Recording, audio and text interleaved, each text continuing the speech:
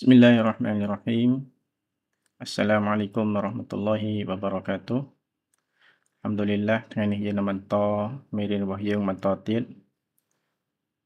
គឺមេរៀនអាពាហ៍ពិពាហ៍ដដែល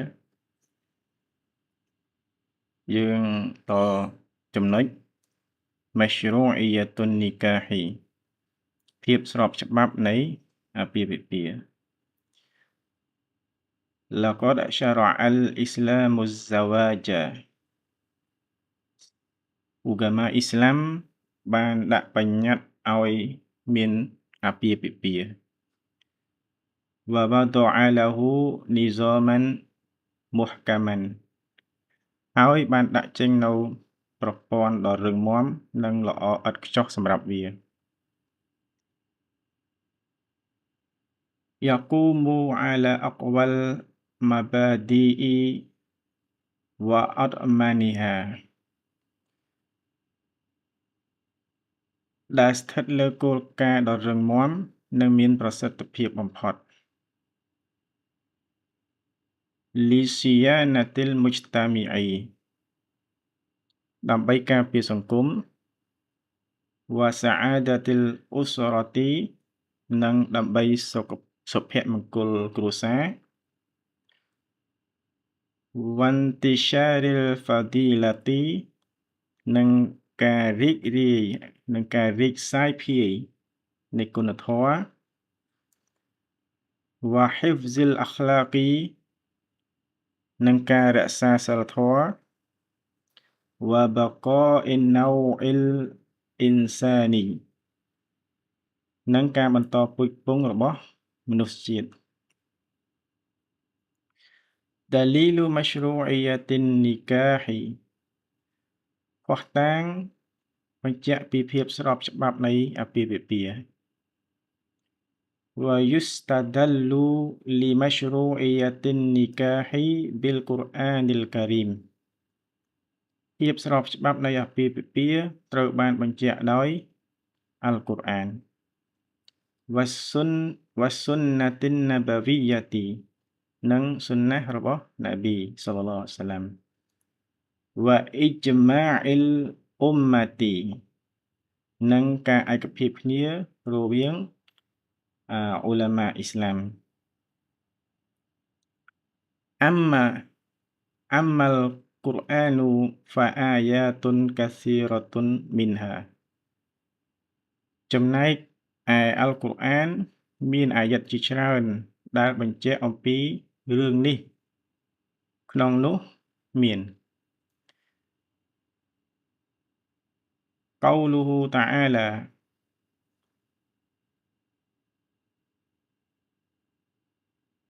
Fankihu ma taba lakum minan nisa'i mathna wa thulatha wa ruba'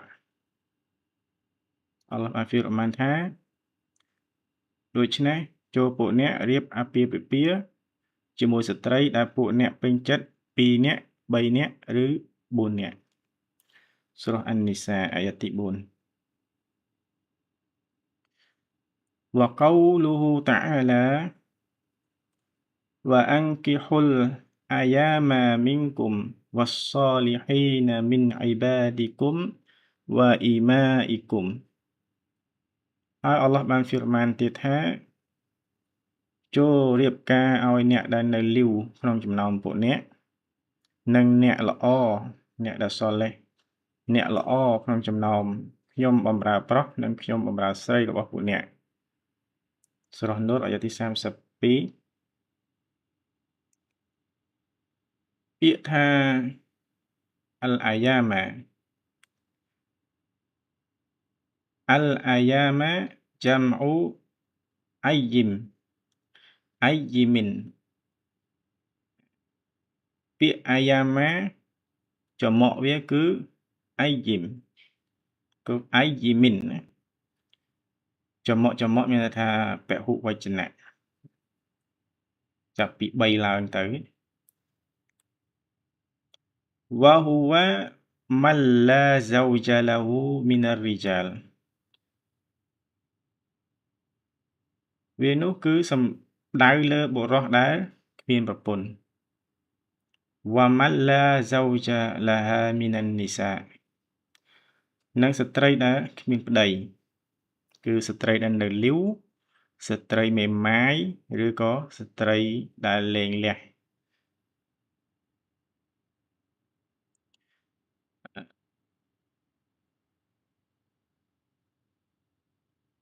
عبادكم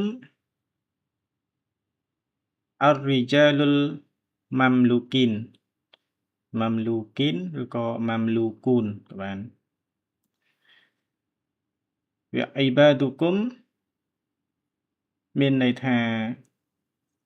ខ្ញុំបម្រើប្រុសដែលជាកម្មសិទ្ធិរបស់ពួកអ្នកខ្ញុំបម្រើប្រុសដែលជាកម្មសិទ្ធិរបស់ពួកអ្នក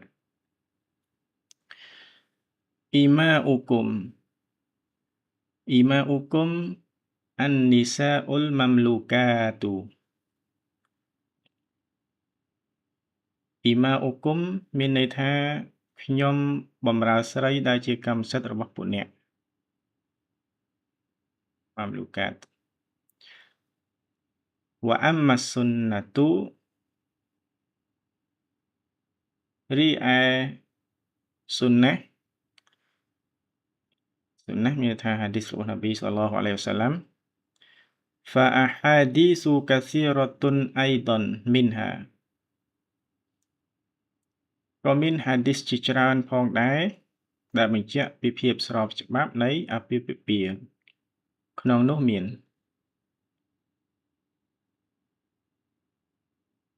قوله صلى الله عليه وسلم يا معشر الشباب រ៉ាស៊ូលឡោះបានមានប្រសាសន៍ថាអោយុវជនទាំងឡាយ من استطاع منكم الباءة فليتزوج អ្នកណាក្នុងចំណោមពួកអ្នកមានលទ្ធភាពរៀបការចូលរៀបការចុះ فإنه أغض للبصر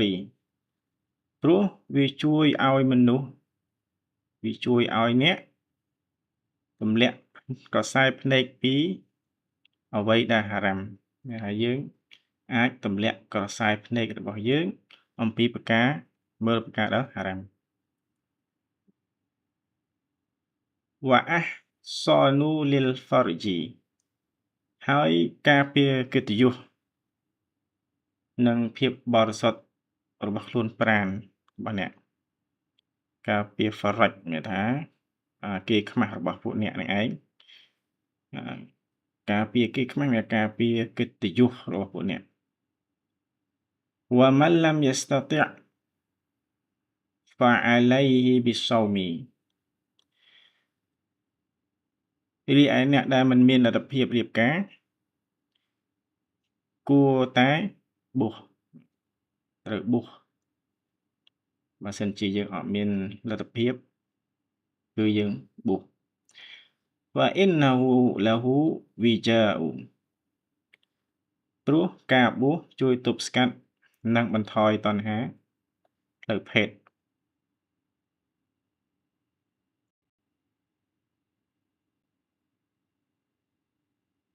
ហ្នឹងhadis នេះគឺរាយការណ៍ដោយរិវាយាត Bukhari ហើយនិង Muslim នៅក្នុងគីតាប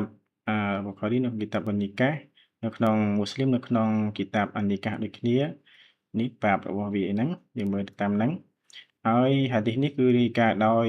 Abdullah bin Mas'ud radhiyallahu anhu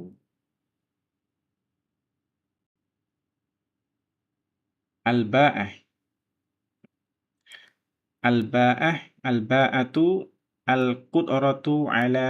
jima'i bitawaffuril qudrati ala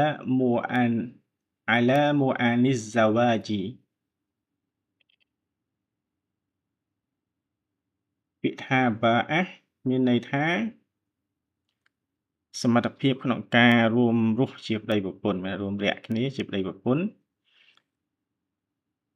ដោយមានលទ្ធភាពផ្គត់ផ្គង់ការចំណាយ